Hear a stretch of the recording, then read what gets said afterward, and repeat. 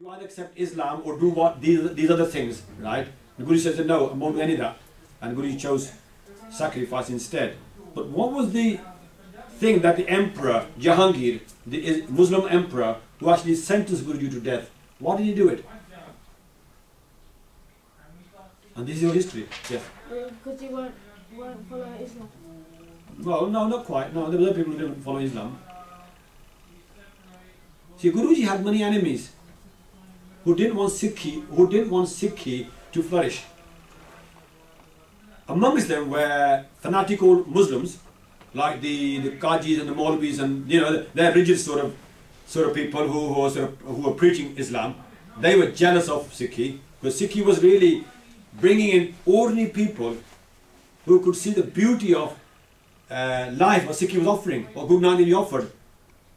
Guru Nanak Dev Ji offered a very simple path to where? Where did that path lead to? God. God. That's right. Tantan Guru Nanak Dev Ji made it so easy. Before that, it was so difficult. Things you had to do just to please the gods and goddesses. Guru Nanak Dev Ji said, no, no, no. There is only and only one supreme creator God. There is no other equal to the one. Yes. And you can also translate that from the Mool Mantra, can't That's right. That is the Mool Mantra. Yeah. That was it. That was it. Even though Islam believed in one God, Islam was caught into his own rituals, things it did right, still does. And Guruji rejected all that as well. He said no. Live a righteous life. In other words, don't commit sin, don't do bad things, do good things, and a honest living. In other words, work, don't sit around expecting somebody else to support you, and an honest living, be truthful, and remember God. That is the path to God. Simple. Simple and clean. It made the ordinary humans into gods themselves because they had godly qualities. When they practiced Guru's Sikhi, right, they became simple. In other words, they had a simple living. They didn't desire expensive things. They didn't desire the best in life. All they desired was enough to live on and be truthful. So a lot of ordinary Muslims and Hindus were coming into Sikhi. The other thing was, Guru Nanak says, in this house, in the Guru's house, all are equal. Now, nowadays we talk about equality and all that, women's rights and all that. But over 500 years ago, when there was no equality, in Hinduism, even now, but in those days it was really bad. There was 4 castes. If you belonged to the lower caste, you had no right or chance to work your way up. You were born in that, and that's it. That is your sentence for life. If you're a low caste, right, you had no right to read the scriptures. You couldn't go into a temple. You couldn't hear the word of God. You had no right. All you could do is slave away, serving the upper classes, the upper castes. And Guru Nanak Dev Ji at one stroke said, no. In God's eyes, all men and women are equal. Nobody is born low. Nobody is born high. You only become low and high through your own actions. You are judged by your actions. Karmi apo apni ke nede ke dur. Sri Japji Sahib, the end slope. You are judged by your actions. That was a revolution in thinking. Hey, what's this? The Hindus believe in so many customs and practices, so many superstitions and all that. They suddenly blow away all that. They were bound to be against it. They were losing their following. The Maulvis against it because they're simple, ordinary Muslims are coming into Sikhi. And this happened out of the 4 Gurus. Guru Nanak Dev Ji, Guru Angad Dev Ji, Guru Amar Das Ji and Guru Ram Das Ji. They started coming to Sikhi, and Guru Arjan Dev Ji even put a high speed on it. He built Harmandir Sahib, he built the Gurdwara Tartar Sahib, the big Sarovar there, massive Sarovar there, and he founded Kartarpur, the town, and many other things. So Sikhi really flourished in Govinda's time. And these fanatical Hindu preachers and fanatical Muslim preachers were totally against that.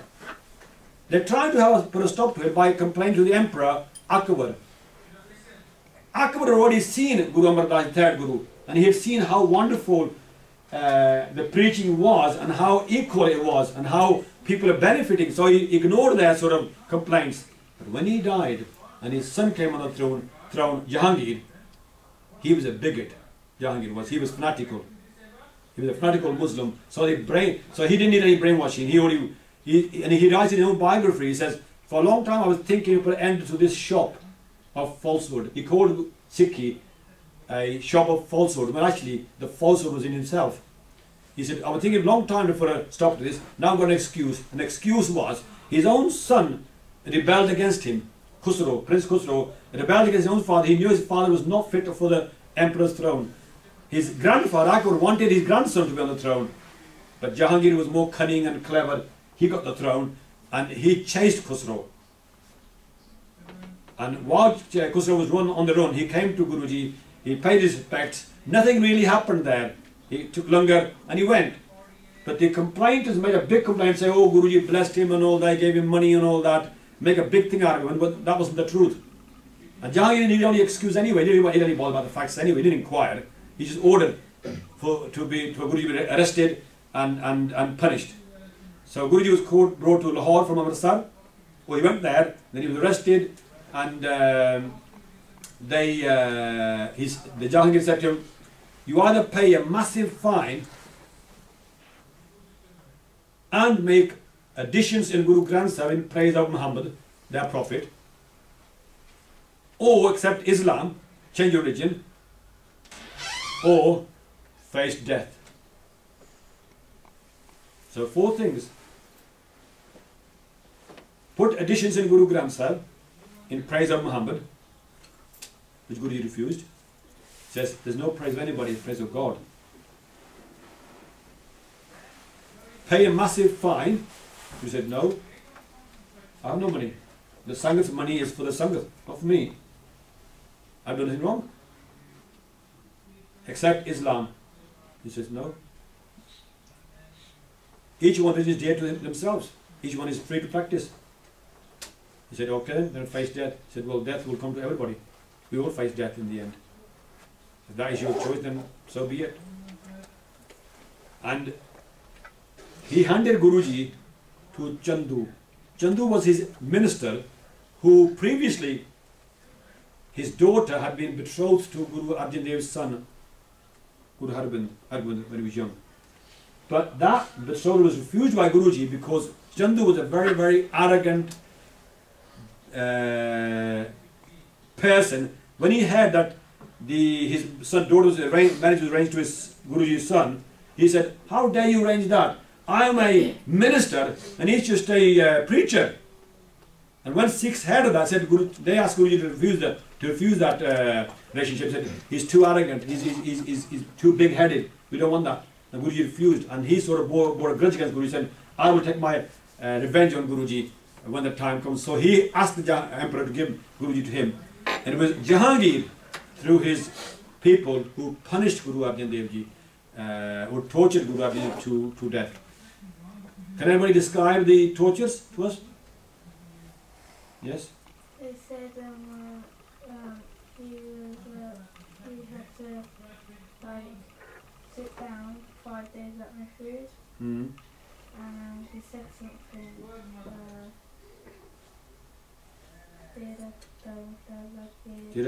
Okay. You? Yes?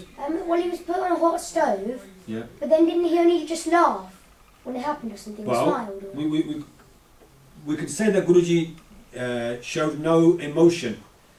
When Guruji was forced to sit on a hot plate with fire raging underneath, and hot sand was being poured onto Guruji's body, and Guruji showed no sad emotion. We can't say Guruji was laughing, we can say Guruji was one with God. His mind was totally tuned to God. Now, it's very